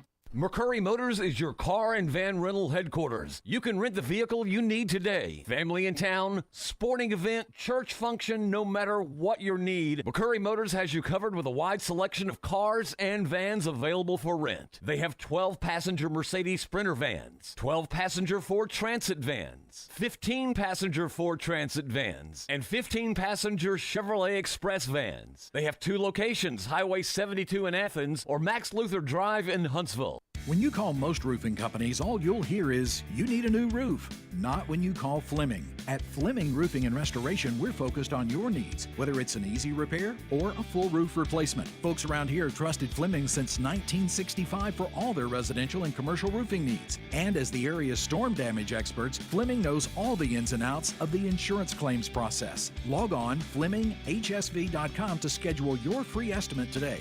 Fleming Roofing and Restoration. We show up. Hi, everybody. Eli Gold here. Right now, indoor air quality occupies top-of-mind awareness for families and business owners. Rick Smith and the trusted professionals at Environmental Comfort Systems can take care of your indoor air quality concerns with their state-of-the-art indoor air quality solutions. Environmental Comfort's indoor air quality systems remove 99.9% of airborne contaminants so you and your family can breathe clean, fresh air. If anyone in your family suffers from allergies, or if you just want the security of knowing the air you breathe inside your home is free from viruses, bacteria, pet dander, dust, and odors, Environmental Comfort Systems are the professionals to call. Environmental Comfort also carries state-of-the-art, high-efficiency comfort systems that increase home comfort, keep humidity in check, and help you save money on your energy bills. Give my friend Rick a call or visit them online at envcomfort.com and breathe cleaner air today. Environmental Comfort Systems, Alabama license number 92314. Two Maids and a Mop. That's all you need to know to clean house. Two Maids and a Mop is an award-winning company, bonded and insured. Hire them for yourself, or they have gift cards if you want to make someone else's day. Find out more online at twomaidshuntsville.com. A maid service worth talking about. Two Maids and a Mop take care of everything. They supply all the cleaning equipment needed. Call 256-883-6243. The only finger you'll need to lift is the one to call them. This is Paul Feinbaum. Listen to me coming up today at 2. Now back to Talking Ball with Scott Tyson and Drew DeArmond on 97.7 ESPN, The Zone. All right, welcome back. Talking Ball, 97.7 ESPN, The Zone. Scott Tyson, Drew DeArmond. And just threw that out there before we went to break. What did I say? What was Coach Saban in his 100 mark? 92-8, 92-8 in his last 100 games as the Crimson Tide head coach. And I know you were half-heartedly saying it'd go 100-0 in the Pac-12. Well, not really, but I said 98-2. 98-2 in the Big Ten. Yeah. Not 100-0 if he coached in the Pac-12 during that 100-game stretch. I would not be shocked. I mean, that's in thing because he figured, 10 games every year. I mean, 10 years, he may have a slip up here and there. Anyway, maybe not. Josh Pate, Joe, next guest. Absolutely. Josh Pate does a great job. May have the best show on YouTube there is as far as the Late Kick show, which is live 3 times per week. Also has the Late Kick podcast, which is must see. He's really been a great friend of ours since he started joining our show a couple of years ago on a regular basis. It's been great to connect with him. I think the college football playoff run last year and at SEC Media Days. His show is live Sunday, Tuesday, and Thursday, 7 Central, 8 Eastern, based out of Nashville, Tennessee. The Late Kick, as we said, live and Late Kick pod. You can connect with it on YouTube. And he does the best job of keeping the college football conversation going 365 days a year, or at least close to it. Sometimes he gets to take holidays off. But I know it's like a holiday for him as college football is back starting tonight. And he's been great enough and generous enough to join us on the Neighbors Wealth Management Hotline. Josh, welcome back to Huntsville. You're with Drew and Scott. How are you?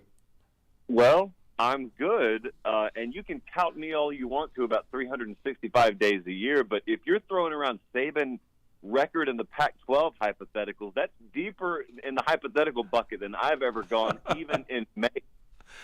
Well, Scott threw me that softball just a few minutes ago. I just threw it because, I thought it was there 92-8 in his last 100 games. Chris Lowe, by the way, putting that stat out there. And I was just like, okay, if he, let's just say he coached in the Pac-12 or the Big Ten, and Drew was like, he'd go 100-0 in the Pac-12. He wouldn't lose a game. Well, I can't tell you where he would lose. I do think there'd be a slip-up somewhere. Here's what would be fun, but it's a waste of time to talk about it, but it would be fun. If he were out there, you notice when he came to the SEC how everyone had to raise their collective game. Right. I have no doubt the Pac-12 would raise its game. Now, I don't know what the Pac-12 raising its game really looks like, but someone somewhere out there would be better off for having been beaten over the head by him for a few years. Hey, we just had one of our listeners ask me this, and this is probably the highest compliment you can have, Josh, with how good you are at your job. He wants to know if you legitimately have a chance to replace Lee Corso in a couple years on game day. Well, I'm currently I am currently banned from that program, so I don't necessarily know that I'll be the direction they go. Nor do I want to get up that early on Saturday and go get early on TV. So I don't know about that. Well, tonight we do get some college football. We got a little dose of it last Saturday. We get a full dose of it. We get 5 straight days of it starting today: Thursday, Friday, Saturday, Sunday, and Monday. We have talked a lot ad nauseum about the SEC games, the Tennessee game, the Missouri game, but we haven't shed a lot of light on the fact that we get to see JT Daniels start a college football game again tonight for West Virginia.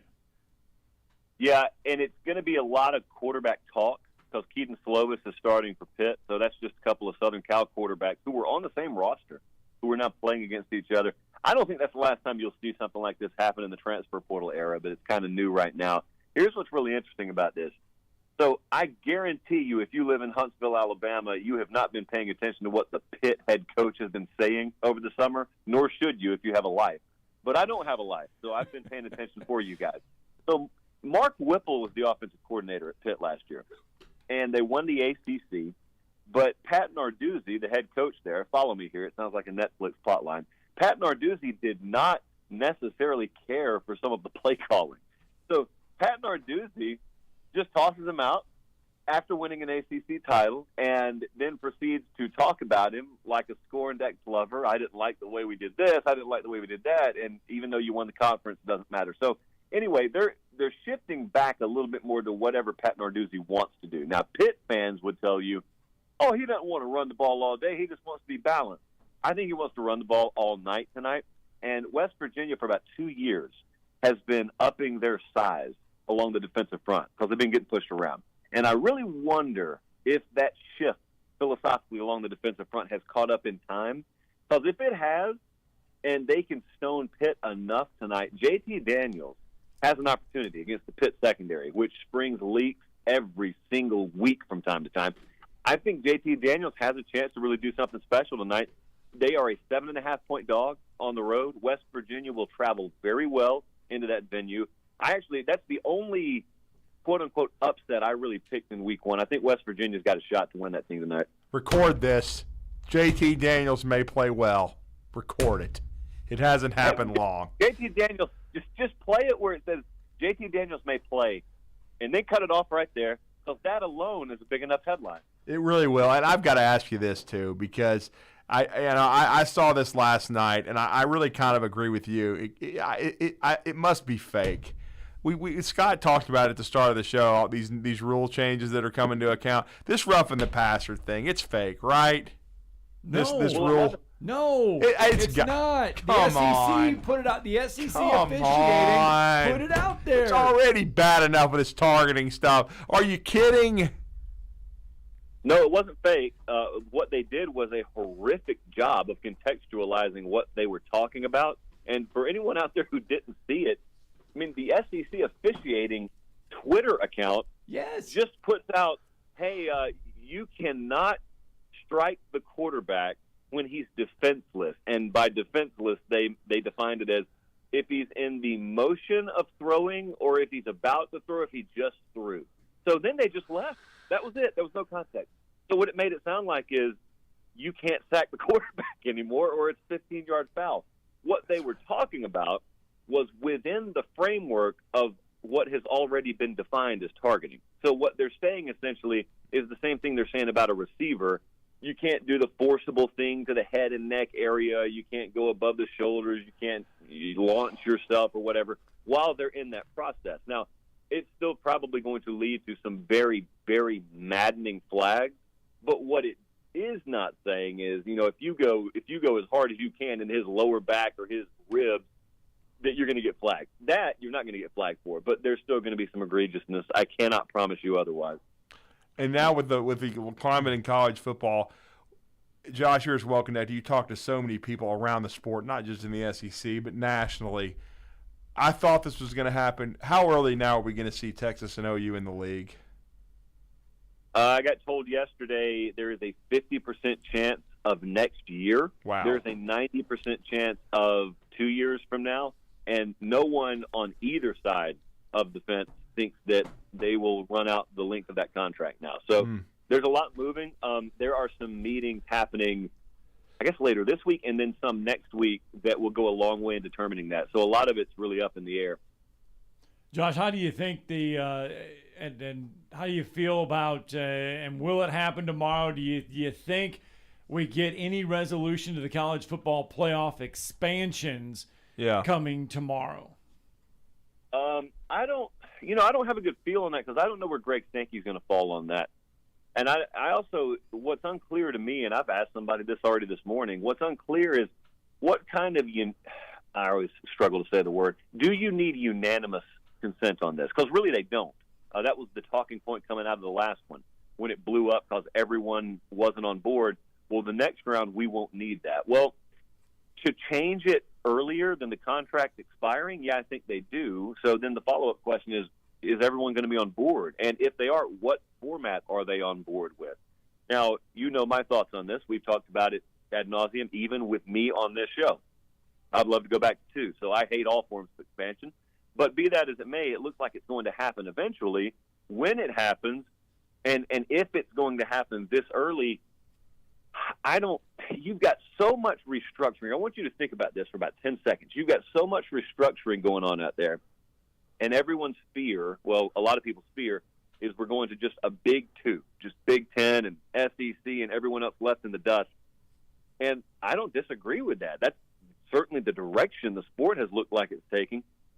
Are we really about to enter into a playoff contract that gives auto bid status for inferior conferences? Have you made all that effort to strengthen your conference and to separate it from the pack only to then sign your name to a piece of paper that says, doesn't matter, Pac-12 still gets the same guaranteed amount of spots we do. The Big 12 still gets the same guaranteed amount of spots we do. I have trouble squaring that. So if it does go down that way, I will be very interested in the explanation. Yeah, I think we all will, no question about it. Well, we'd be remiss. Your thoughts? This is a great opening weekend of college football, and I call it the opener. It was an appetizer last weekend. This is the first full weekend. It's as good a slate as I've seen in a long time. The matchups that catch your eye the most, and your thoughts. I'm going to Cincinnati, Arkansas. I was going to ask you where you were going. Yeah, so I'll fly out later. There's a direct flight from Nashville to Fayetteville. How about that? What Interesting. Yeah. Now, I've never been to a game at Arkansas. It's very weird because I've been all over the place and never been to a game at Arkansas. I think that it's crazy how much hype there is around that Arkansas program. I have contributed to that, admittedly, and how much Cincinnati lost. Quarterback, that entire secondary, and that line still sits there under a touchdown, and the game's in Fayetteville.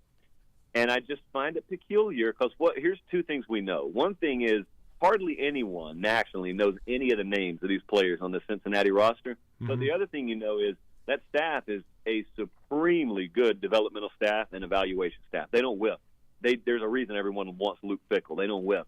And every year, you guys know as well as I do, we turn on the TV in week one, and some team plays well above your expectation level, and at the end of the day, you're saying, wow, I got to take them seriously. And you're saying it because of, wow, who is this guy? Who is that guy? Who is this kid? And you're texting your buddies, hey, did you see that number 11 for so-and-so? Well, it's because they've always been there all summer long, all fall camp. They've been there. You just didn't know about him. And so I'm wondering if there's a upset on the board, and it happens in Fayetteville, Arkansas, is that how we're talking about Cincinnati? Are we talking about them kind of the same way we did last year? Look, I like Arkansas in the game. I think that is even though they've got a lot of hype, I still think facets of the team are underrated. I think the receiver room lost Traylon Burks, and everyone's freaked out about it. I think the receiver room may be in the aggregate a little bit better this year, and I don't think anyone else thinks that. So I'm excited to see that. Marcus Freeman takes his Notre Dame squad into Columbus to take on Ohio State. And Drew has been on this all week. And if Marcus Freeman and Notre Dame win this, that, they're going to number one. The national people are going to put them number one. They're going to be the favorites to get to the a favorite to get to the playoffs. And the sky, Notre Dame will blow up if they beat Ohio State. Well, he's not wrong. I'll say that. He's not wrong. Now, whether it happens or not, that's a different conversation. I don't think so. I've been taking a lot of flack because I've got Notre Dame power rated 14 to enter the season. I think the AP has them 5. And here's the funny part. I'm the one always defending them. I come on this show and defend them and defended them before because I think the conversation about Notre Dame gets a little warped nationally from time to time. But I have a very hard time seeing that happen. What I don't have a hard time seeing is them keeping the score within the spread, because I do think that their secondary will at least force you to drive the field on them. That's not going to be as easy an out, I think, as a lot of people have built it up over the summer. But I find it kind of weird that if I were to put different jerseys, if I were to put Arkansas jerseys on Notre Dame, for example, I don't think they would be carrying that 5 rating with them. So I think that there is still a little bit of work to be done there. Now, they've got that in common with everyone, but I'd be very surprised if they just pulled that outright upset, especially with that Oregon upset in Columbus so fresh in everyone's mind last year. Are we going to see Bo Nix at QB for Oregon, and do they even have a shot? I don't think so against Georgia. Well, what you would need is you need a couple things. You need that Oregon offensive line to play better than anyone expects them to. You would need the Dan Lanning effect to really matter, meaning, of course, he comes in and whatever knowledge he possesses, a lot of times that stuff gets overblown. Well, in this scenario, you would need that to matter. You would need Bo Nix on third down to be really, really poised and accurate with the ball. And then you would probably also need that Georgia defensive front to, over the span of 4 quarters, perform at a level that makes you say, wow, they are down a notch there. Because what that would do is that would put a little more pressure on a position group that did not get pressured for Georgia last year, and that is the corner position. And they're starting a new kid there named Kamari Lassiter. Now, they like him. I like him, but he's Tuscaloosa still new. kid.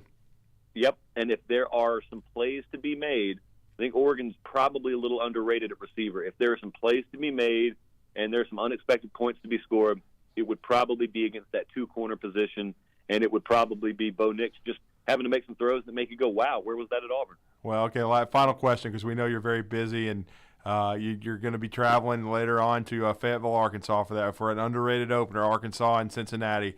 I've got my Lee Corso pencil in my hand, and I've just been asked by someone to ask you this. We've already wondered if you're going to be the next Lee Corso and replace him.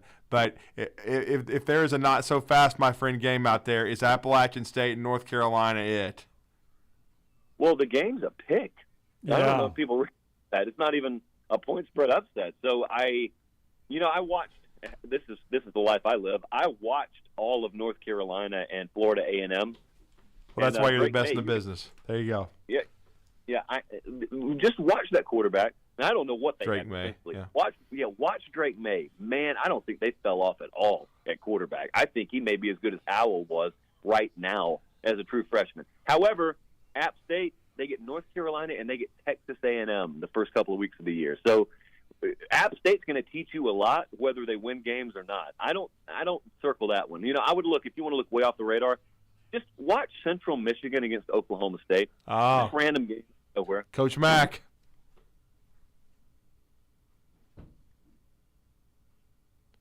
All right, Josh Pate there with us on the Neighbors Wealth Management Hotline, and Central Michigan, Jim McElwain there. He had a health scare, though. Remember, he had a health scare during their offseason. He had a seizure. Yeah, and hopefully, he'll be back. All right, it's 8:46. Let's get that final break in. When we come back here, tomorrow's headlines today. You're listening to Talkin' Ball on 97.7 ESPN, The Zone. Looks like they're still working that wreck, 565 eastbound to County Line northbound, but they're out of the flow of traffic, so that one should not be causing a problem. Just got a new one in Decatur, 31 in Grissom. That one sounds like it's going to be a no injury. Snelling needs experienced, registered nurses. Snelling, how Huntsville's best companies hire talent. Huntsville.snelling.com. Captain Nick in the North Parkway Popeye Skywatch Traffic Center.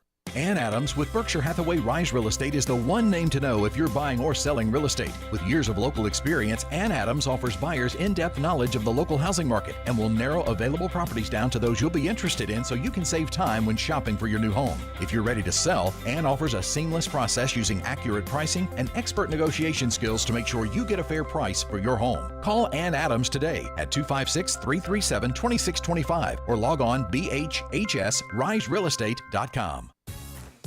I try to save money when I can, but lately, I've been stretching my dollars so much, I'm getting a cramp. That's why I'm glad I went to Kohl's for great back-to-school deals, like kids' clothes for under $7, sheets for just $9.99, and the cutest jeans for under $20. Plus, I earned Kohl's Cash. So when times are tight, get to Kohl's. Select styles ends August 21st. Some exclusions apply. See store or Kohl's.com for details.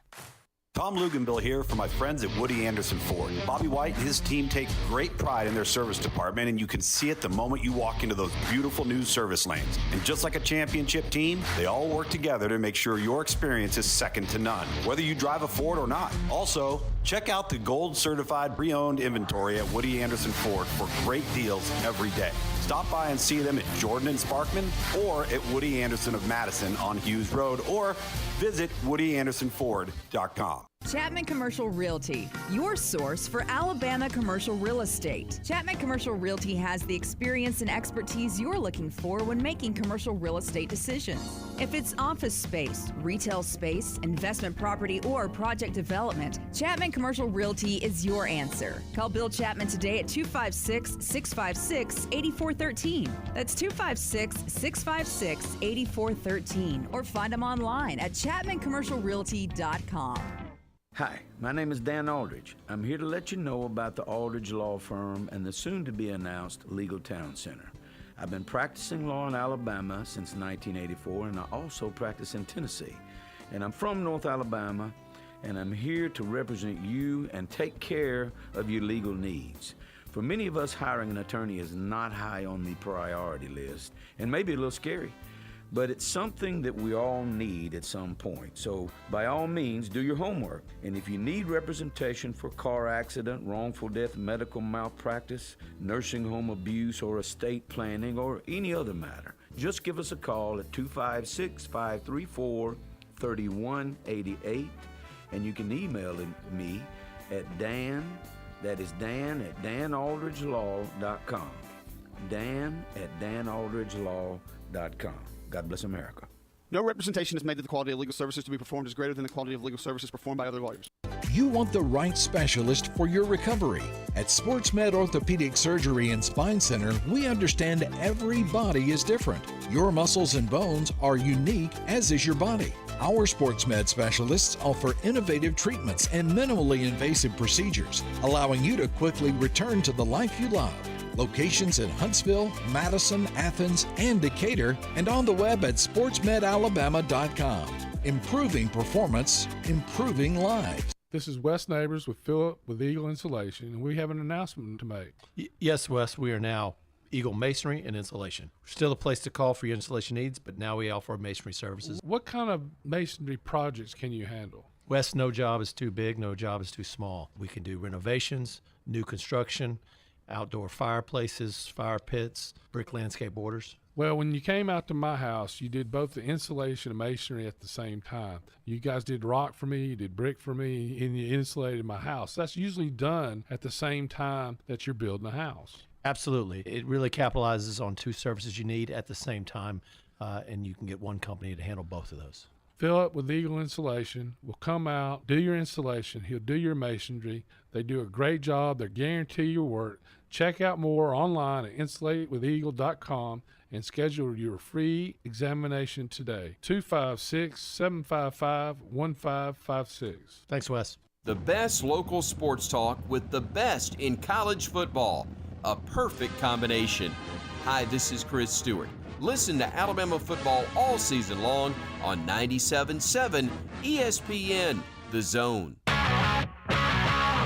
This segment of Talkin' Ball is brought to you by University Kia, the #1 volume Kia dealer in the state of Alabama. Located online at universitykia.com.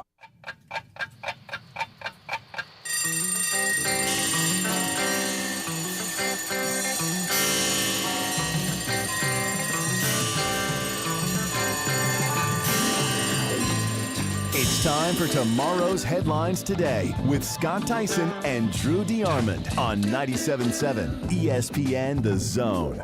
All right, so this may not sound so exciting, but it kind of is. The Power 5 Conference Commissioners, and Greg Sankey is a part of this. He has signed a letter, Drew. He has sent it. He, along with Mr. Warren, Kevin Warren of the Big Ten, the ACC, the Pac-12, and the Big 12, they have sent a letter to Senators Tommy Tuberville of Alabama and Joe Manchin of West Virginia. Who is Nick Saban's best friend.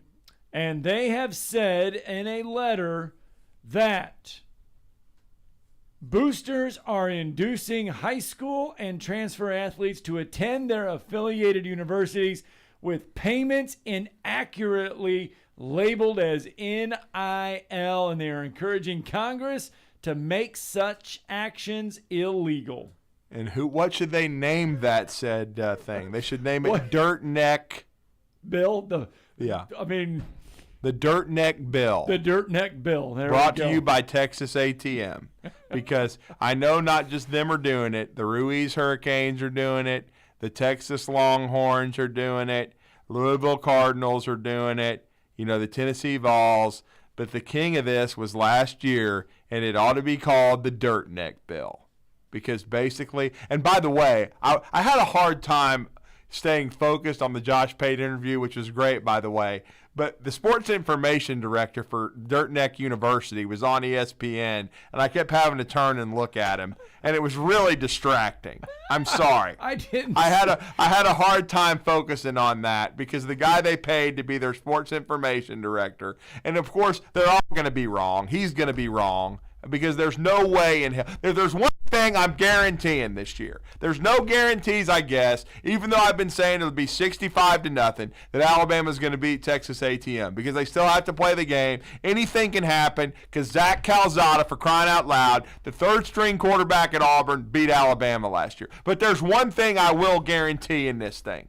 And of course, this could go wrong, but I really don't think it's going to. Okay, I'm guaranteeing that Texas A&M does not win the national championship. Okay, according to Desmond Howard, their sports information director, who picked them to beat Khaki Pants in the national championship game. There is no way that happens. There's no way it's going to be Texas A&M and Michigan, and there's no way Texas A&M wins it under any circumstances. Zero, none. They will not win it this year. Not going to happen. Zero. That's the only thing I will guarantee. It will be since 1939 yet again. Greater chance that Texas A&M wins it or a team out of the Big Ten wins it? Good Lord, what a statement. It's got to be the Big Ten. At least the Sox have more talent. I mean, you know, I would definitely take the Buckeyes over the Texas A&M. I'm not rooting for anybody that, I'm just telling you. Everybody that